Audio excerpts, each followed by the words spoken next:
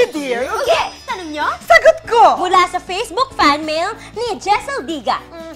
Dear Uge, tuwing napapanood ko si Divine, ay nasusuka ako.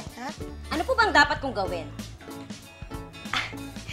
Jessel, siguro si Divine na lang ang sasagot sa'yo. Sige, sumagot ka na. Hoy, Jessel, kung may problema ka sa akin, huwag mo nang i-message si Ate Uge. Ipadaan mo diretso sa akin. Kaya kabahan ka na dahil pinalilibutan ka na ng mga taga-NBI. Ay, bakit naman ganon? Sandali lang.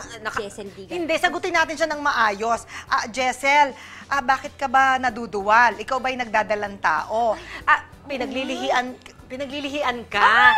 Alam mo, habang nanonood ka ng Dear Uge, kasi talagang masaya ang programa namin, no? Bumili ka ng mangga. Tapos kainin mo, doon mo na lang ibuhos yung galit mo. Total, parang magkahawig naman, mangga, tsaka si Divine, di ba? Ka din yun, ate. Hayaan mo na.